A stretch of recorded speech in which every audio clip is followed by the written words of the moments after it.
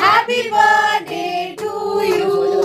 মৌসুমীর birthday কিছু মুহূর্ত আমাদের যাদেরই বার্থডে হোক, গোল্ডিকে ছাড়া আমাদের বার্থডে পসিবলই নয়। আমরা বাড়িতে সেলিব্রেট করি বা বাইরে যেখানেই যাই, গেলে আমরা সবসময় পেট ফ্রেন্ডলি জায়গাতেই যাই যেখানে গোল্ডিকে অ্যালাউ, কারণ গোল্ডিকে ছাড়া আমরা কোথাও যাইও না আর আমরা কখনো সেলিব্রেটও করি না।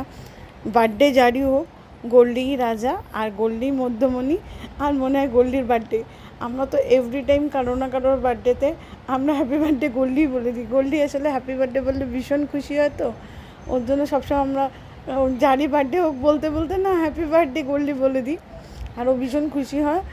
আর দেখতেই পাচ্ছেন আমাদের কাছে গোল্ডি সবসময় ছাড়াই থাকে, আর কখনো আমরা ওকে বার্থডে পার্টি হোক, বাইরের লোক আসুক, যেই আসুক, আমরা কখনোই ওকে বেঁধে রাখি না। আর সবাই এর মধ্যে এমন না যে কেউ ওকে ভয় পেত না, বহু লোক এখানে ওকে ভয় পেত, দু একদিন আসার পর ওর সঙ্গে মিশতে মিশতে ওদের ভয় কেটে গেছে।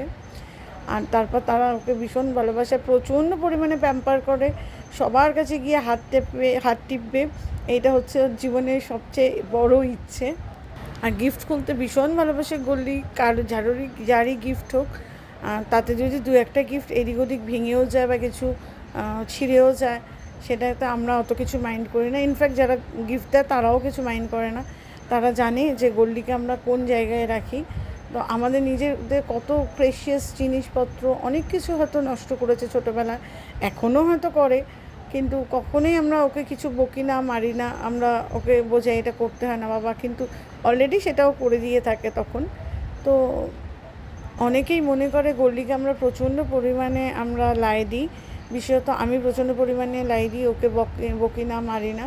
কিন্তু আমি যত দিন যাচ্ছে দেখছি, গোল্ডির তো 2 বছর 4 মাস বয়স হয়ে গেল, তো ও নিজেই বুঝতে শিখে গেছে। হ্যাঁ, ছোটোবেলায় যেগুলো বুঝতো না, একটু বড় হয়েছে, আমাদের কিন্তু কখনো বকে মেরে এগুলো করতে হয় না, এটাই করতে হয় না, ওকে কখনো কিন্তু এটা শেখাতে হয়নি। যেমন ও আগে ঝাঁটার পেছনে, মপারের পেছনে এরকম দৌড়ে বেড়াতো, ওর অনেক ভিডিও হয়তো আপনারা দেখেছেন, কিন্তু এখনও দৌড়ায় না, কারণ ও নিজেই সেটা বুঝতে পেরেছে, নিজেই অ্যাকসেপ্ট করেছে। আগে ওর দিদি প্রচণ্ড পেন নিয়ে এসে ভেঙে চুরমার করে দিত, এখনও করে, কিন্তু সেটা খুব রেয়ার করে। মানে ওকে বলতেও হয়নি বাবু এটা করতে হয় না, এটা করতে হয়, ও কিন্তু নিজেই বুঝে যায়। তো আপনাদের বাড়িতেও যদি পোষ্য থাকে, আপনাদের বাড়িতে তাকে বাচ্চার মতো ভালোবাসুন, বাচ্চার মতো মানুষ করুন। জিনিস হয়তো 2-4টে নষ্ট হবে, কিন্তু ওর ভালোবাসাটা যে কী জিনিস, মানে এইসব জিনিসের কাছে কিচ্ছু না। আর ওরা নিজেরাই আস্তে আস্তে শিখে যায়, ওদেরকে শেখানোর দরকার পড়ে না।